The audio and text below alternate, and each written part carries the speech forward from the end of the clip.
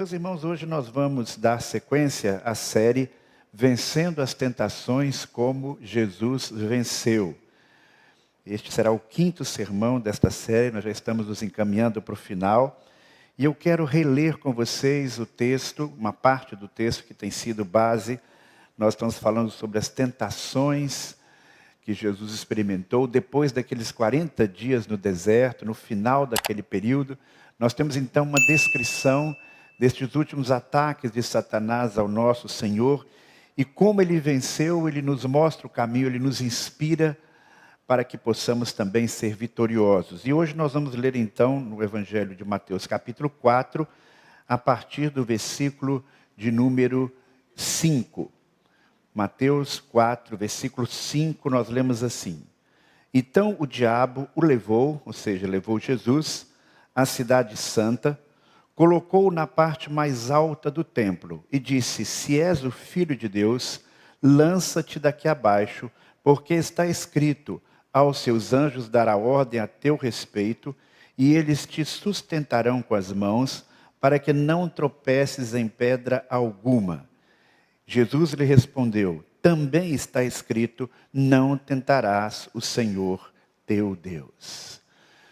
Pois bem, meus irmãos, no sermão anterior, nós analisamos esta tentação, esta segunda tentação na sequência do Evangelho de Mateus, mostrando o perigo de nos deixarmos enganar quando o próprio inimigo usa as Escrituras de forma distorcida, quando acreditamos em promessas que não estão efetivamente na Bíblia. E Jesus responde também com a palavra de Deus, citando um texto de Deuteronômio, mas fazendo a sua devida aplicação, usando corretamente a palavra de Deus. Quando nós analisamos as tentações de Jesus, nós podemos vê-las sobre diversos ângulos. Diferentes estudiosos da Bíblia analisam as tentações e vão fazendo as mais diferentes interpretações e aplicações que não conflitam necessariamente entre si, elas se complementam. Então, se há 15 dias atrás nós analisamos esta tentação sobre o perigo de esperarmos de Deus o que Ele não prometeu e nos arriscarmos e querermos pedir a proteção de Deus, hoje nós queremos ver essa mesma tentação, esta segunda tentação que nós acabamos de ler aqui agora na Bíblia, em uma outra perspectiva. Quando o diabo faz esta proposta para Jesus, o que ele implicitamente está sugerindo que aconteceria? Ele diz: Jesus, pule da torre do templo. Vai ser algo fantástico. Porque quando você pular, os anjos vão vir, vão segurar você, e você imagina o impacto disso. Porque este milagre que ele estava reivindicando, não estaria sendo feito lá no deserto. Ele não sugere que Jesus pule de uma das montanhas lá sozinho. Não, você vai para Jerusalém, você vai para o lugar mais importante da cidade, onde há aquele burburinho de pessoas, onde estão ali os sacerdotes. Então, esta vai ser uma ação de marketing fantástica. O que Jesus está sendo confrontado é com a possibilidade de ganhar uma tremenda popularidade. Se fosse nos nossos dias, se essa proposta fosse feita para Jesus nos tempos atuais, poderia até passar pela sua mente: imagine como esse vídeo vai viralizar na internet, vai se curtir isso em todo o mundo.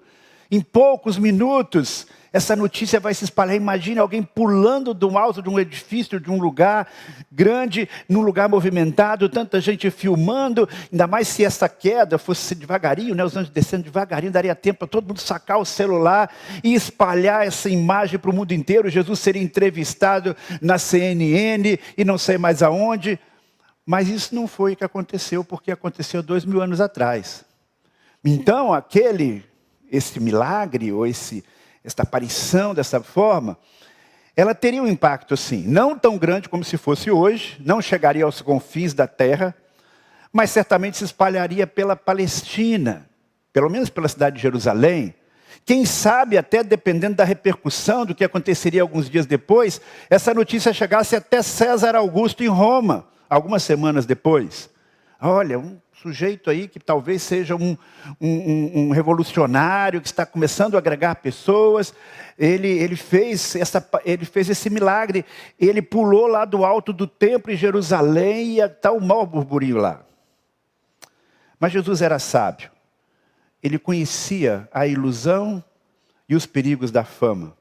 Ele não se deixou enganar, e nós também, olhando para ele, para a atitude que ele teve, podemos também ser vitoriosas sobre esta tentação, que pode ser muito atraente para alguns de nós, talvez pouco atraente para outros, mas que certamente, de alguma maneira, em algum momento de nossa vida, alcança cada um de nós. Portanto, o subtítulo da mensagem desta manhã poderia ser: pare de correr atrás da fama.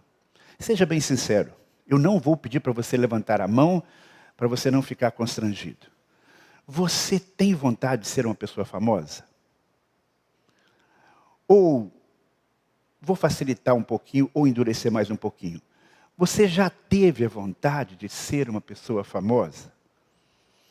Qual adolescente, qual jovem, não teve um dia esta vontade? Você, quando era criança ou jovem, mulher, eu quero ser a garota mais paquerada, mais famosa da escola. Você, rapaz, eu quero ser o cara mais popular ali entre os meus amigos no bairro, ou mesmo na escola. Quem aqui, sendo um pouquinho afinado, não pensou: eu posso ser, quem sabe, um cantor famoso? Ou se diziam que você jogava bola bem, e você acreditava nisso, eu quero ser um segundo Neymar. Neymar é mais recente, né? Os mais antigos, eu quero ser como Pelé. Ou então, qual de vocês não sonhou em ser um astro na TV ou no cinema, ou um político famoso, ou um empresário famoso, ou um pastor famoso, ou um apresentador de programa que alcança a fama? Bem, hoje em dia, parece que os ídolos da garotada são os youtubers, que tem milhares de seguidores. Eu vou abrir um canal, porque eu quero não apenas que muitas pessoas possam me ver na internet aqui no Ceará, mas eu quero no Brasil e no mundo. Talvez aqui entre vocês haja alguns que tenham tido esse desejo de ser famoso, mas esse desejo passou.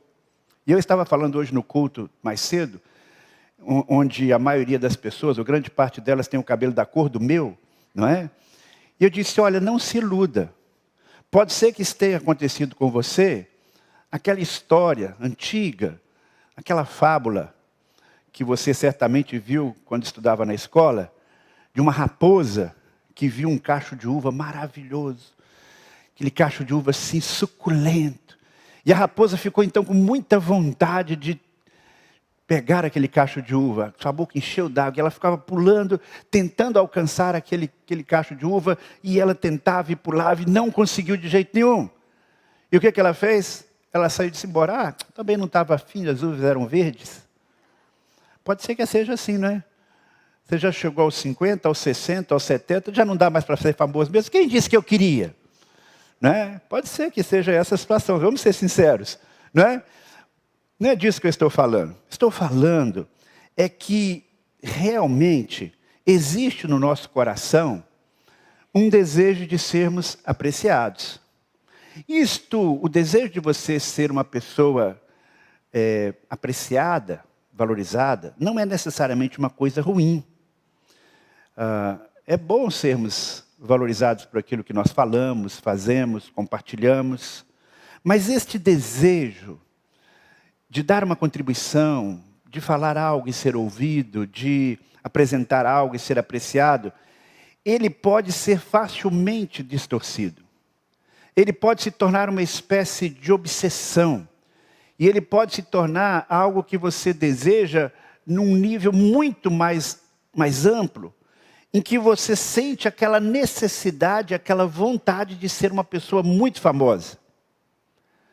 Quero lhe dizer, meu irmão, e o foco da mensagem toda desta manhã hoje é esse, e também no próximo domingo vamos falar sobre isso, é que não vale a pena viver correndo atrás da fama. Às vezes as pessoas dizem: não, eu não quero ser famoso. Mas se ela, por exemplo, coloca um link, se ela abre um canal, se ela faz alguma coisa na internet, muitas vezes ela quase suplica, por favor, se inscreva no meu canal, por favor, me dê um like. Para compreendermos esta tentação, eu quero apontar aqui 3 atitudes importantes, e que de alguma forma eu vejo isso na pessoa de Jesus, quando ele enfrentou esta segunda tentação. Em primeiro lugar, compreenda que no hall da fama, não há lugar para todos. O primeiro lugar no pódio não cabe todo mundo. Nem todas as pessoas no mundo nasceram para ser famosas. Nem todas têm um talento especial, uma capacidade superior em alguma área, ou uma inteligência fora do comum, ou uma oportunidade que surge assim e que a pessoa agarra porque é a sua grande chance de fazer alguma coisa que todo mundo vai ver. A chance de você viver frustrado porque não conseguiu chegar lá, naquilo que você imagina ser esse lá, na verdade é bem grande. E eu diria, nem Deus espera que todos sejamos famosos. No passado, eu penso que muitas pessoas nem sonhavam em ser famosas assim de verdade, passava pela cabeça, mas não investiam sua energia nisso, porque esse caminho do anonimato até a fama, me parece, era mais longo. Com a internet isso mudou, porque qualquer pessoa pode criar um blog, pode criar um vlog, pode fazer um canal no YouTube. Elas parecem acreditar naquilo que um artista pop, há cerca de 40 anos atrás, o Andy Warhol disse, no futuro, todo mundo será famoso por 15 minutos. Eu diria que a internet criou esta possibilidade, mas não esta realidade. Até porque, você imagina, o mundo tem 8 bilhões de pessoas. Imagine 8 bilhões de pessoas famosas. Isso me parece simplesmente uma coisa impossível. Como é que todos os 8 bilhões de pessoas podem se tornar pessoas conhecidas e famosas para todo o restante da humanidade? Mesmo assim, hoje, esse caminho ilusório, muitas vezes da fama, parece mais curto. Porque nem todos dentre nós seremos famosos. Escreveremos, ensinaremos, faremos discursos, faremos apresentações que milhares e milhares de pessoas poderiam acessar e compartilhar. Mas isso não acontece. Se dependermos disso para nossa felicidade, meus irmãos, nós não seremos felizes. Preste bem atenção porque isso é muito importante. Não caia nessa. Seu valor pessoal e o amor que você precisa para viver não pode ser de forma alguma medido pelo número de curtidas ou seguidores na internet. Quem era Jesus? Até aquele momento da tentação. Ele não tinha feito ainda nenhum milagre. Ele era um mestre, um rabino, que chamava a atenção de algumas pessoas, mas ele era um ilustre anônimo no contexto maior da sociedade. Quem o conhecia era o pessoal lá de Nazaré, que era um vilarejo pequeno. Ali ele era conhecido, porque era filho de José, Maria, tinha crescido ali. Mas ele não era uma pessoa ainda conhecida, ele era um ilustre desconhecido para a maioria das pessoas. Estava começando agora a chamar alguns, mas não tinha muitos seguidores ainda. Mas Jesus resistiu à tentação de uma fama imediata. Não apenas naquele momento, mas em outros momentos, quando ele teve a oportunidade de ampliar o seu marketing pessoal. Algumas vezes Jesus fazia milagres, ele dizia, vá para casa, não divulgue, fica quietinho, porque não me interessa essa publicidade. Não é verdade? Então, se existia alguém que não estava preocupado em ser famoso, era Jesus. E se Jesus teve essa postura, não que ele não tivesse competência para ser famoso. Ele tinha. Mas ele não tinha isso como seu objetivo, sua prioridade de vida. E é interessante que mesmo não tendo isso como seu alvo de vida, quando nós analisamos a sua história e o impacto na humanidade, provavelmente é a pessoa mais famosa que já existiu. Quem é que hoje, quantas pessoas já ouvem falar de Jesus no mundo inteiro? Então o primeiro aspecto é esse. O exemplo de Jesus nos inspira a resistirmos à tentação da fama. Muito especialmente a tentação da fama a qualquer preço. E aí então tem o segundo aspecto que eu gostaria de destacar, que eu vejo na atitude de Jesus. avalie o preço da fama, qualquer que seja a dimensão desta fama. Como eu disse, talvez quando você era criança, adolescente, você disse, eu quero ser famoso aqui na escola.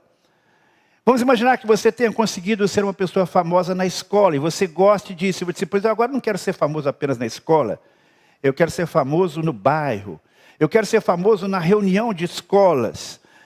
Se você viveu numa cidade pequena ou média, talvez você tenha aspirado a algo mais. Eu quero ser famoso na minha cidade. Eu quero ser famoso o suficiente para ser vereador. Aí você conseguiu ser vereador. Pois agora eu quero ser famoso o suficiente para ser deputado estadual. E aí você então se torna uma pessoa mais conhecida e se elege deputado estadual. Agora as pessoas vão começar a dizer, você precisa ser deputado federal. E se você for o mais votado, for muito popular, você pode ser um senador, o governador do estado, quiçá presidente da república. Não é mesmo? A pessoa então vai ampliando os seus horizontes e naturalmente vai crescendo no seu coração esse desejo de dar um passo a mais. Será que seguir uma carreira política, uma carreira empresarial de sucesso, ou em qualquer outra área, é algo necessariamente pecaminoso? Não, mas o problema acontece quando você está buscando ser uma pessoa cada vez mais famosa, não importando o preço que você vai pagar para isso. É bem verdade que algumas pessoas não precisam pagar um alto preço para serem famosas. De repente você tem um dom especialíssimo e você é descoberto por alguém. E aí você então vai em frente e é famoso. E talvez você se contente em ser o cantor mais famoso lá da fazenda, daquela região onde você viveu. Na verdade, num certo sentido, muitos de nós podemos alcançar uma certa fama dependendo do contexto que nós vivemos. Por exemplo, eu já fui famoso. Sabe onde é que eu fui famoso? Lá em Itaporanga, no sertão da Paraíba. Eu tinha 20 e poucos anos, não é? Vim lá do sul do país, do sudeste, como eles falam, sul, né? Então, era uma das poucas pessoas que moravam ali naquela cidade, sendo um jovem solteiro, né? Lá no sertão. Então, quando eu passava na rua, não precisava fazer esforço nenhum, eu passava na rua com a minha Bíblia na mão, terno, as meninas todas ficavam assim olhando para mim, né? Mas não era só as meninas, não, era todo mundo, porque no interior, uma pessoa diferente, com sotaque diferente, com mandado diferente, como eles diziam, né? Chamava atenção. Não é que eu fosse, não é, um Tom Cruise da vida, bonito. Não, é porque era a realidade. Né? A minha esposa, Dora, e a missionária que trabalhava com ela, Flor Delícia, essas sim, elas tinham chance de ser muito famosas, porque elas eram muito bonitas. E duas jovens lá de São Paulo, no Camocim, né, há 30 e poucos anos atrás. Prova que elas eram famosas também é que uma vez eu fui lá para me encontrar com Dora, né, passar lá um dia lá, fiquei lá num hotel e a gente... ia passar uns 3, 4 dias lá, só que eu me esqueci de levar os meus sapatos. E aí eu fui para a igreja, eu queria ir para a igreja no culto à noite, e eu percebi que eu estava só de tênis. Você imagina, eu usava terno naquela época, não é de terno e tênis, não ia dar certo, ia acabar o namoro na hora. Aí então, eu fui numa loja lá da cidade, e falei assim, moça, você me viu aqui hoje à tarde, passando de mãos dadas com a missionária? Porque era assim que ela era chamada lá. Eu vi. Você poderia me vender fiado na conta dela, aquele sapato ali? E não é que a moça vendeu? Por quê? Ela era famosa e tinha credibilidade. Depois eu paguei o sapato, eu mandei o dinheiro para a Dora, viu gente? Não deu golpe não. Mas por que era possível? Naquele contexto, né? Ela também, como tantas outras pessoas, na cidade pequena, não é difícil você ser famoso. Não é talvez difícil ser famoso no seu nicho de mercado. Um professor famoso, um médico famoso naquele segmento. E como é que você administra esta fama? Tem gente que, na verdade, não precisa fazer nenhum esforço. Não só porque mora, às vezes, numa cidade pequena, mas às vezes pelo lugar onde ele nasce. Será que a Sasha, filha da Xuxa, teve que fazer esforço para ser famosa? Será que os filhos do príncipe Charles e da Diane tiveram algum esforço, algum esforço para ser famosa? É claro que não. Tem gente que já já nasce num berço de fama. Por outro lado, a fama pode chegar também depois de uma longa caminhada, depois de um trabalho árduo. Não é verdade? Um médico, por exemplo, para chegar a uma posição de ser uma pessoa famosa, conhecida, uma referência, não é uma coisa que acontece da noite para o dia, não é um vídeo que ele postou na internet. Há um processo longo, anos e anos de estudo, um cientista para ser famoso, reconhecido pelos seus pares. É um processo longo. Um atleta, mesmo que ele tenha muita qualidade, para ele chegar no lugar mais alto do pódio, quantas horas de treinamento, quanto investimento, quanto esforço. E aí então esse esforço seu foi recompensado e ele chegou nesse lugar de fama. Comunicadores famosos trilharam um longo caminho. Não sei quantos de vocês chegaram a ver um filme que não é muito badalado, mas eu cheguei a ver uma parte dele, do Chacrinha. A trajetória dele até ser um astro, por assim dizer, na Globo, há anos atrás, é uma coisa impressionante. Quantas coisas difíceis, quantas barreiras. Mas a grande questão é, qual é o preço que é pago? Algumas vezes é um preço justo, é uma coisa normal. Mas às vezes a pessoa, para chegar lá, ela paga um preço que não vale a pena. Às vezes ela sacrifica demasiadamente a sua família, sacrifica relacionamentos significativos. Dizem algumas atrizes de uma importante rede de televisão que para conseguir os melhores papéis, elas tinham que fazer o teste do sofá com o diretor da novela. O preço para chegar numa posição em que pode se tornar uma pessoa famosa. Quanta maracutaia, quanto dinheiro, propina, negócios escusos para se tornar uma pessoa famosa e rica. Então, você tem que avaliar se vale a pena. Tem gente que topa brigar, xingar, ofender o outro para ficar famoso. E tem até aqueles que vão a uma situação extrema. Como eles não conseguem chegar numa fama, vamos dizer assim, de admiração positiva, a gente pega uma arma, eu vou tornar um serial killer, eu quero que o meu nome, que o meu retrato falado esteja aí na televisão, procurado, nem que seja por isso, eu quero ser famoso. Jesus sabia que não vale a pena seguir esse caminho da popularidade, da fama a qualquer custo. Por isso ele não pulou do pináculo do templo, porque fazer isso significaria aceitar uma sugestão de Satanás, como muitos aceitam. Seguindo um caminho cheio de irregularidades para ser famoso. Por isso, a outra proposta muito clara dessa manhã, para mim e para você, é resista à tentação da fama imediata. O que Satanás ofereceu a Jesus não foi trilhar um caminho longo, o caminho proposto pelo próprio Pai para que ele pudesse se tornar uma pessoa famosa. A fama que Satanás está propondo para Jesus me parece aquela fama do tipo Big Brother, né? O sujeito que não tem nada de importante para fazer, mas faz de tudo para estar na casa, para ele ficar famoso, ser visto em todo o Brasil, mesmo que seja uma pessoa muito irrelevante naquilo que tem a apresentar. É a fama do cantor e autor de Caneta Azul, lembra? É a fama da internet. Cresce o número de influenciadores famosos no Instagram, no YouTube, e a crescente facilidade para as pessoas a fama. Mas que fama é essa?